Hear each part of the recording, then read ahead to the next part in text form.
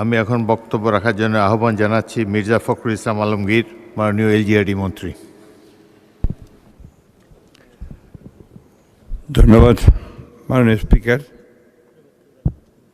বিসমিল্লাহির রহমানির রহিম। মাননীয় স্পিকার, আমার জন্য আজ খুব শোকের দিন। ব্যারিস্টার স্পিকার, সাবেক স্পিকার জমিরুদ্দিন সরকার সাহেব, তিনি আমার কাছে একজন অত্যন্ত পরম আত্মীয় ছিলেন। রক্তের সম্পর্ক ছিল না, কিন্তু তিনি পুত্রের মতোই আমাকে স্নেহ করতেন। সেই জন্য তার সম্পর্কে কিছু বলতে গেলে আমি কিছুটা আবেগ আপ্লুত হব, এটাই স্বাভাবিক। খুব অল্প সময়ে তার সম্পর্কে কিছু বলে শেষ করা যাবে না মাননীয় স্পিকার। এই ধরনের মানুষগুলো যারা পৃথিবীতে আসেন অল্প সময়ের জন্যে, যতটুকু সময় থাকেন তারা তাদের অবস্থানটুকু জানিয়ে দিয়ে যান। ব্যারিস্টার জমিরুদ্দিন সরকার সাহেব ছিলেন সেলফ মেড ম্যান। নিজের মেধা দিয়ে তিনি বড় হয়েছেন, লেখাপড়া করেছেন, সুদূর যুক্তরাজ্যে গিয়ে লিঙ্কনস ইন থেকে ব্যারিস্টার হয়ে এসেছেন এবং তারপরে তার কর্মজীবনে তিনি কখনো পিছনে ফিরে তাকাননি। ব্যারিস্টার জমিরুদ্দিন সরকার সাহেব এমন একটা জনপদের মানুষ, যে জনপদটি স্পিকার অত্যন্ত দরিদ্র লোকের বাস, কিন্তু এই মানুষগুলোর কাছে অত্যন্ত জনপ্রিয়।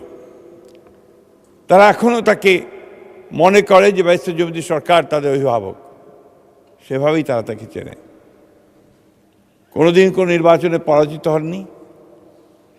সাধারণ মানুষের অতি প্রিয় এই মানুষটি শুধু উত্তরবঙ্গের ওই সুদূর উত্তরে নয়, এই ঢাকাতেও কিন্তু তিনি নির্বাচিত হয়েছিলেন মাননীয় স্পিকার। তার সারা জীবনে তিনি যখন যেখানে কাজ করেছেন পরম নিষ্ঠা আন্তরিকতার সঙ্গে কাজ করেছেন। ছাত্র জীবনে বাম রাজনীতির সঙ্গে জড়িত ছিলেন।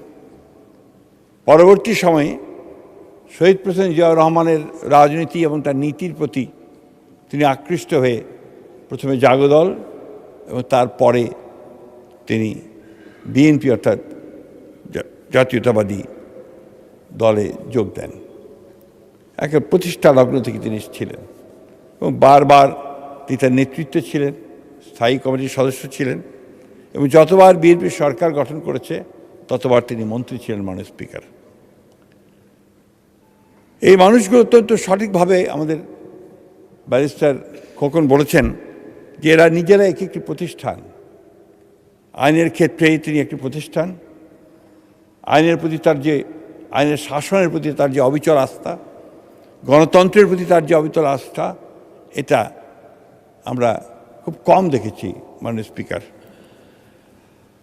কতগুলো বিষয়ে তিনি একেবারে আপোষহীন ছিলেন।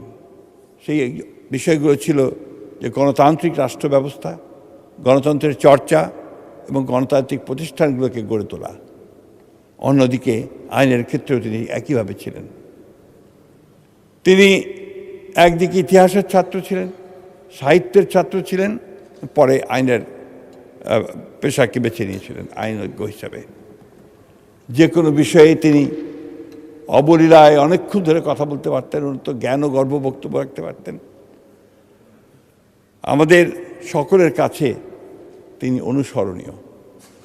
আজকে যখন আমার খুব কষ্ট হচ্ছে, গতকালই আমি আমাদের সহকর্মী ব্যারিস্টার নওশাদ জামির সাহেব, তাকে আমি ফোন করেছিলাম, খবর পেলাম যখন তিনি অসুস্থ হয়ে পড়ে হাসপাতালে গেছেন। আমি যখন তাকে জিজ্ঞেস করলাম, তিনি আমাকে জানান একটু শরীরটা খারাপ হয়েছে, আমরা হাসপাতালে নিয়ে এসেছি। তখন অনেক রাত হয়ে গেছিল, প্রায় 10টা। তা আপনি কালকে সকালে আসেন। সেই সকাল আর আসেনি মাননীয় স্পিকার। ভোর 4:15 তিনি চলে গেছেন। এই জন্য আমার নিজেকে অপরাধী মনে হয় যে আমি শেষ সময়টুকু তাকে দেখতে যেতে পারিনি। আজকে তিনি আমাদের ছেড়ে চিরকালের জন্য চলে গেলেন। এই পার্লামেন্টে তার অনেক স্মৃতি। এই পার্লামেন্টে অনেক কর্মকর্তা আছেন, কর্মচারী আছেন যাদের চাকরি হয়েছিল তার সময়। তার দেখা হলেই বলে যে স্যার ব্যারিস্টার জমির সরকারের হাতে আমাকে চাকরি দিয়েছেন। এটা সবাই তারা আমাকে এটা বলেন, অনেক সময় বলেন। আমি তার বিদেহী আত্মার মাগফিরাত কামনা করছি। পরম করুণা আল্লাহ তাআলার কাছে এই দোয়া চাইছি যে আল্লাহ তাআলা তাকে যেন বেহেশতের সর্বশ্রেষ্ঠ স্থানগুলোর মধ্যে একটিতে তাকে স্থান দেন। তার 3 সন্তান, 3টি আইনের ছাত্র।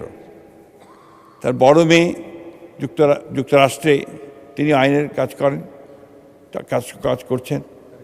ব্যারিস্টার নওশাদ জমির, তিনি আমাদের সহকর্মী, তিনিও সুপ্রিম কোর্টে কাজ করছেন।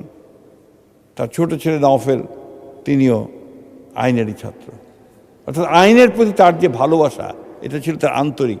সন্তানদেরকে তিনি সেভাবেই ভালোবাসা দিয়ে তৈরি করেছেন। আমি বক্তব্য দীর্ঘ করব না। আমাদের এই জাতীয় জীবনে যখন তাকে আমাদের খুব বেশি দরকার ছিল, আরেকটি বিষয় না বললে অন্যায় হবে যে তিনি তার দলের প্রতি যে আনুগত্য, রাজনীতির প্রতি যে আনুগত্য, উদার গণতান্ত্রিক রাজনীতির প্রতি তার যে আনুগত্য, এই ব্যাপারে তিনি অবিচল ছিলেন। আমাকে সবসময় একটা কথা বলতেন, ইলেকশন করবে, ইলেকশনের মধ্যে দিয়ে যাবে, ইলেকশন ছাড়া কিন্তু কখনো গণতন্ত্রে পৌঁছানো যায় না। আমি তার কাছে মাঝে মাঝেই যেতাম, তার কাছে পরামর্শ নিতাম। শেষের দিকে যখন তিনি অসুস্থ হয়ে গেলেন, পার্লামেন্ট আমাদের শ্রেণী কমিটির মিটিংয়ে আসতেন, সেই মিটিংয়েও তিনি আমাদেরকে পরামর্শ দিতেন। সবচেয়ে বড় যে জিনিসটা মনে পড়ে যে যখন দেশনেত্রী এবং খালেদা জিয়া কারাগারে 18 নির্বাচনের আগে, আমরা তখন অনুমতি নিয়ে স্ট্যান্ডিং কমিটির সব সদস্যরা গিয়েছিলাম ম্যাডামের সঙ্গে দেখা করতে কারাগারের মধ্যে। সেখানে তিনি আমাদেরকে, ম্যাডাম জিয়া ব্যারিস্টার জমিউদ্দিন সরকারকে এসে বলেছিলেন যে আপনি তো গণতন্ত্রের মানুষ, গণতন্ত্র যেন টিকে থাকে, গণতন্ত্রের মধ্য দিয়ে আমরা যেতে পারি, সেই কথাটা সবাইকে বলবেন এবং সেভাবে এগিয়ে চলবেন। তিনি সে চেষ্টাই করেছেন। শেষ পর্যন্ত তিনি সেই গণতন্ত্রের পথেই চলার চেষ্টা করেছেন। আমি সবশেষে আবারও পরম করুণাময় আল্লাহ তাআলার কাছে এই দোয়া চাইছি যে আল্লাহ তাআলা তাকে যেন বেহেশত নসিব করেন এবং তার পরিবারের সদস্যদেরকে সেই ক্ষমতা দেন যেন তারা এই শোক সহ্য করতে পারে। এবং আমরা আমাদের বাংলাদেশ জাতীয়তাবাদী দলের পক্ষ থেকে আন্তরিকভাবে আমরা শোক প্রকাশ করছি এবং তার বিদেহী আত্মার মাগফিরাত কামনা করছি। মাননীয় স্পিকার, আপনাকে ধন্যবাদ।